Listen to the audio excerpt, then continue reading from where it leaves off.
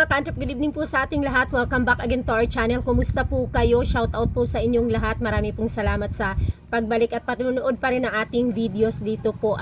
So masyado na akong hindi active dito sa ating YouTube channel, pero tuloy-tuloy pa rin po tayo dahil mayroon pa namang nanonood at mga nagtatanong dito sa atin. Maraming pong salamat. Medyo matagal-tagal na rin kasi at medyo nakukulangan na ako ng oras dito sa ating YouTube channel. Pero may sasagutin po tayong kasagutan.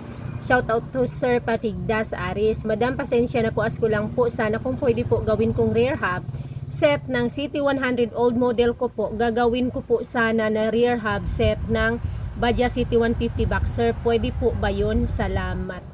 Napanood ko po kasi yung isang video nyo na CT150 rear hub set, pwede lagyan ng CT100 rear hub set. Ask ko lang po kung pwede na yung CT150 rear hub set sa CT100 old model. Din sprocket po ba mag-ingat din sa unahan at likod? At anong sprocket set po ang pwede? Salamat po. Na madami kong tanong. Ayan, para sa iyo, sir, kapag po hindi lang naman actually sa Bajaj siya pwedeng magpalit tayo ng hub. Let's say for example po, maraming mga TMX 155, TMX 125, mga Bajaj, mga Rusi, Motorstar, Euro. Nagpapalit po sila ng rear hub set ng pang XRM. Meron nga ginagawa pang disc brake. Meron din naka drum brake siya pero pang XRM na yung hub. Pwede pong ganun. Pero hindi po ibig sabihin na sasalpakan mo na lang siya. Magiging set po siya kasi papalitan mo ang lahat ng panglikod. So, isa-set mo na siya na pang XRM. Same thing din po dito sa case nyo or sa tinatanong ninyo na kung yung badya po na yan ba ay ililipat nyo lang doon sa doon sa pang boxer, po pwede po siya basta lahat kompleto, kumbaga buo na talaga siya. Hindi yung gagamitin mo yung plunge hub ng pang boxer, sasalpakan mo kasi meron kang doon pinagsiraan naman, kakahuyan mo yung badya mo or may nahingian ka ng hub ng pang badya tapos isasalpak mo doon sa pang boxer.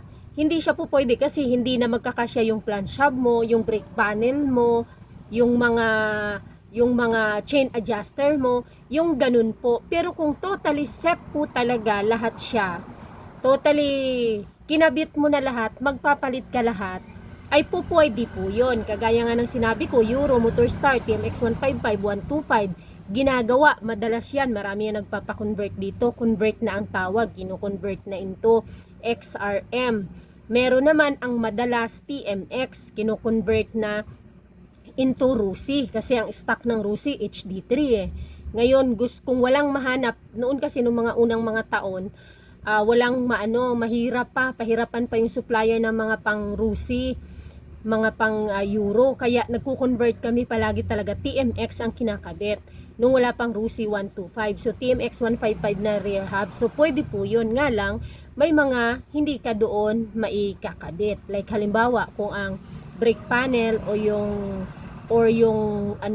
damper hindi mo na makakabit, kung may damper yung pinanggalingan, sasalpak mo doon sa wala ng damper, and then the sprocket, magpapalit ka na ng sprocket. Kung halimbawa Euro, papalitan mo na pang TMX 155, same thing din po sa tinatanong nyo. Basta't iset nyo na po siya, including lahat, mga axle, mga chain adjuster, mga brake rod, lahat po yun, mga spacer, basta set na po siya, po pwede po. Wala pong imposible. Convert na po ang tawag doon kung i-convert mo siya. Kasi kung pwede lang na isalpak, yun na yung tinatawag natin, okay pa yung iyong brake panel ng boxer. Okay pa yung iyong plunge hub ng boxer. Ang nasira lang yung iyong hub. Halimbawa, napingas yung pinaglalagyan ng bearing. Ngayon, meron ka ditong badya na luma, na hindi mo na rin ginagamit o reserba mo nung wala pa itong boxer mo, yung ginagamit mo, ngayon gusto mo siyang kahuyan, kukunin mo ngayon yung hub, isasalpak mo dito kasi may magagamit ka pa dito sa boxer mo na plunge hub at saka brake panel. Hindi po siya po pwede doon, sa sense na hindi na magsasalpak yung iyong brake panel at iyong plunge hub, kasi yung hub doon ng Bajaj CT100 ay iba yung kanyang flange hub. Maliit kasi iba kasi ang sprocket ng Badja City 100 compare sa Boxer. Ang pang Boxer ay pang TMX 155 yung kanyang sprocket. Dito naman si Badja ay pang Badja talaga. Tapos ang brake shoe, so natural kapag iba ang brake shoe, iba na rin ang brake panel. Malaki kasi HD3 si Badja City 150, samantalang ang brake shoe ni Badja City 100 maliit lang, pang Badja City 100 talaga, so maliit lang din ang panel niya. So hindi po pwede yung ganun, pero kung buuhin mo siya, okay, naka-rim na siya ng 17, naka-hub na yan, buo, naka-ready na rin yung iyong mga chain adjuster, papalitan mo na yung kabilaan.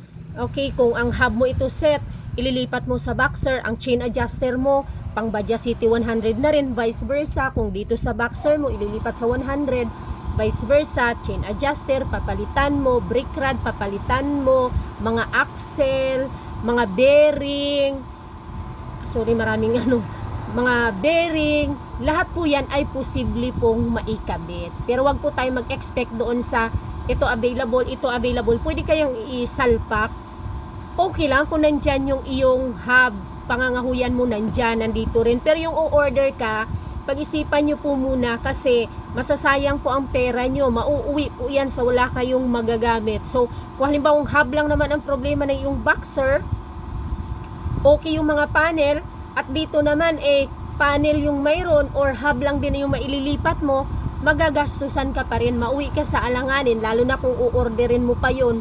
Tapos hindi na maisasalpak dito sa mga kasama niya. Kung o-order ka po, convert mo na po lahat. Converted into Badja City 150 na ang iyong rear ng Badja City 100. Vice versa, kung iyong Boxer ay i-convert mo na totally doon sa pang Badja City 100.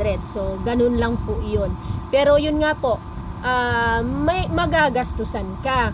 Kasi iniisip ko, bakit kailangan nyo pang i-convert kung halimbawa ang sira lang naman, let's say for example, brake panel lang, or kung ang sira lang naman ay, kung ang sira lang naman ay flange hub lang or hub lang, bakit magko-convert pa? Bakit hindi na lang palitan yung sira doon sa part nung iyong ginagamit? Ngayon, kung naliliitan po kayo sa hub ng Badja City 100 nyo, feeling nyo kulang ang pwersa kasi pang heavy duty yung trabaho ng inyong Badja City 100. Let's say for example, naka-top down siya, nakahabal-habal or naka-tricycle. Ngayon, meron, naisipan mo, kabitan mo kaya ng pang-hub ng pang-Boxer para mas malakas.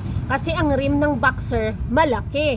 1.85. So talagang mas pang heavy duty nga naman ang hub ng Boxer kasi malapad yung rim ng pang Boxer compare sa pang Badja City 100. So can you imagine ang gulong na maigugulong mo sa Badja City 150 ay 325 to 350, samantalang 300 lang si Badja City 100. Pero mag-expect po kayo kaagad ng gastos kasi kukonvert ka na po nun, hindi ka lang basta magpapalit or sasalpakan. Ngayon kung itong Boxer mo ay buo naman, buo siya talaga lahat, pwede mo na po yun ilipat doon sa iyong Badja. Basta po convert na ang tawag doon, hindi lang yung pa isa-isa kang pyesa.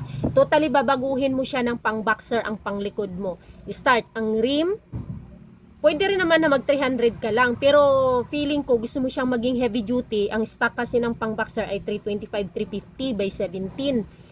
Kaya malaki din talaga ang hub ng pang Boxer. So pang heavy duty talaga ang Boxer. 'Di ba ang Boxer nga design for tricycle.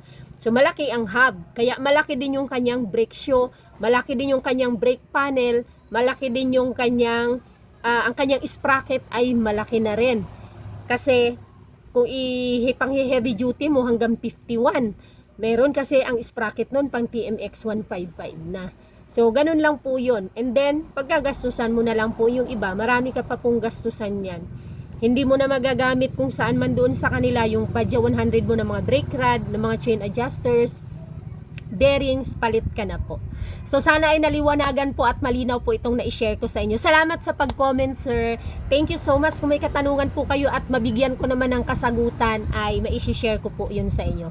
Bye-bye! See you on my next video. Comment lang kung may katanungan na pwede kong bigyan ng kasagutan kung mayroon akong mai-share sa inyo sa inyong katanungan. Bye! palike naman po ng ating video.